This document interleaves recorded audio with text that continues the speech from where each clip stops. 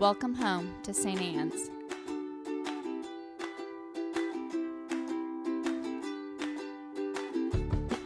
We want you to know that you're welcome to join us at 10 a.m. on Sundays. Please be sure to hit subscribe to receive our sermons. We can't wait to meet you. Oh, you're stuck with me again.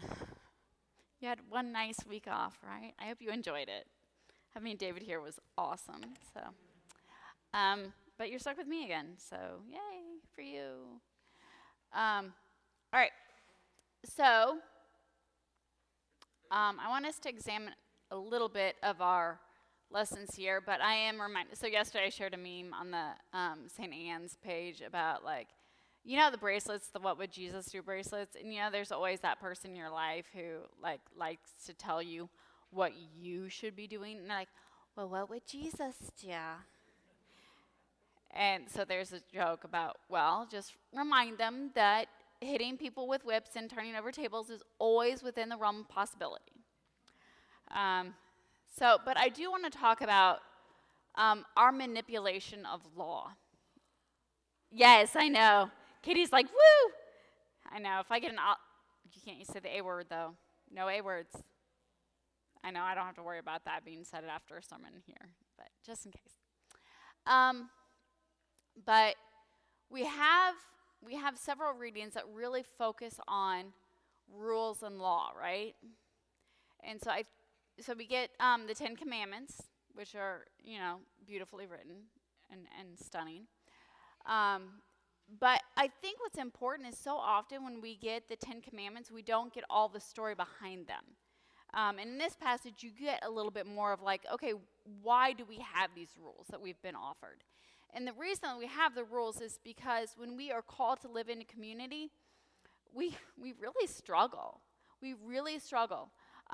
When two or more people are gathered, there will be fighting. And God will be in the midst of them. Points if you get that reference. You're such good Episcopalians. The other good joke is where two or three are gathered, there's always a fifth. Okay, but you get a little bit more of the context sometimes in this reading, I think. And sometimes what happens is we cite laws and rules and things, and we're like, well, you know, Leviticus says. Well, you know, in the 10 Commandments it says. But we don't get all of the backstory and all of the why those laws exist. So here's the deal. When two or more people are gathered, you're going to have to establish some boundaries, right? Some kind of rules that you're going to live by. This is true in any relationship. But really, when we live together in community, we especially need kind of these rules that we agree to. And then eventually we codify them and we make them laws. The bigger the community gets, the more intense the codifying goes, right? But here's the deal. At the very, very core of all of this is, how do we live together, right? And there are couples in this church, so you probably have some basic rules and expectations, right? Like, my husband is not allowed to cook. I'm not allowed to paint. Those are rules that we live by, because if either of those things go awry, it gets ugly really, really fast. Like, we'd all be living on frozen pizza and boxed macaroni and cheese, and we would die. We would diabetic. Or if I'm allowed to paint, it's a free-for-all. Just trust me. My decorating style is gifted. How's that? But we all have different things, right, when we live together in community. And the reason that we have them is because we respect and honor the humanity of the other person, right? And we recognize the humanity of the other person. We recognize that when we're living together, there are just some basic things that we're going to live by.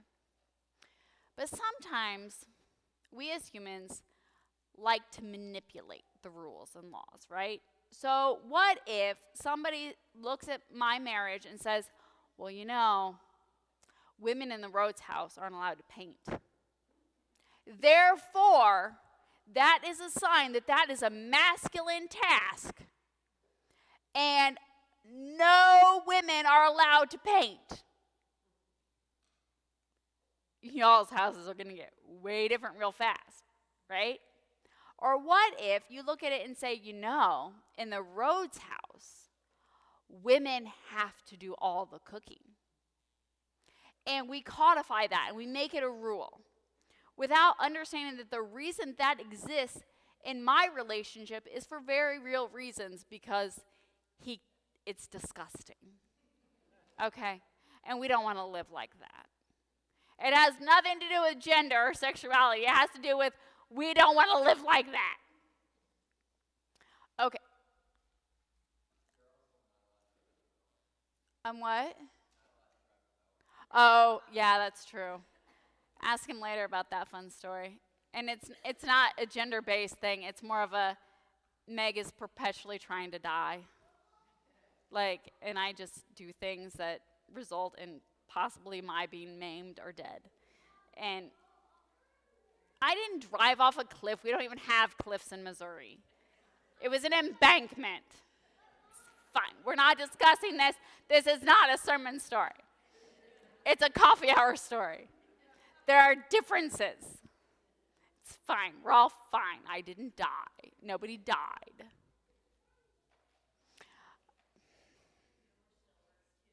What? And the mower is fine. The mower's fine. It's fine. Everything's fine. I don't even have an embankment in this new house, so nobody has to worry about it. Anyway, okay, back to laws and rules. We went off in left field. It's fine. Only I'm allowed to go off in left field. This is not an everybody thing. Okay, so what we see in Scripture sometimes is this obsession with rules and laws and stuff without an understanding of where they're coming from.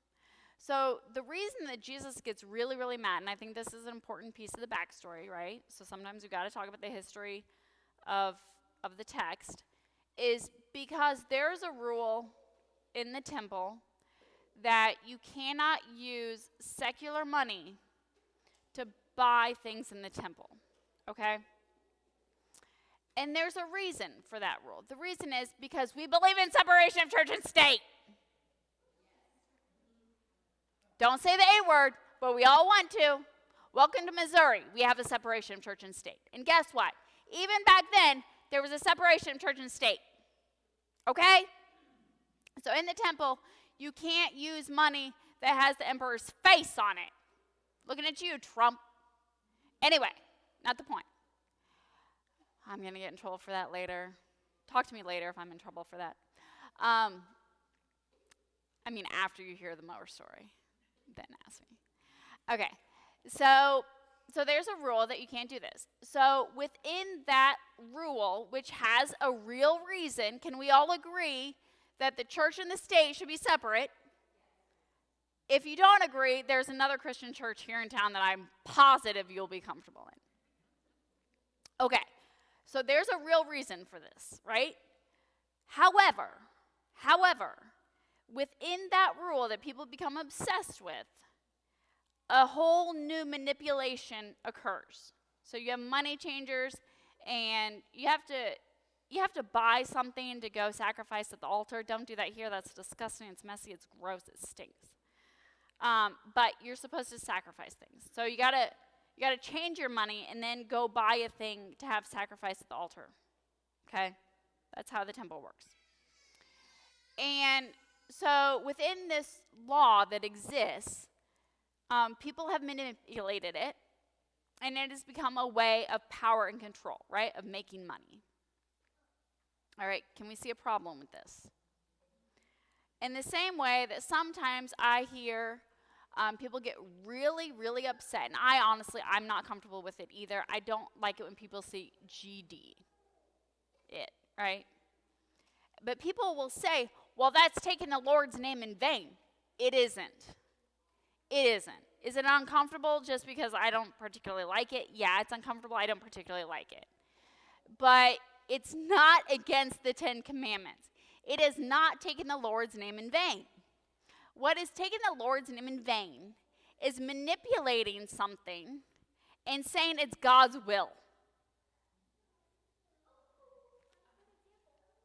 Yes.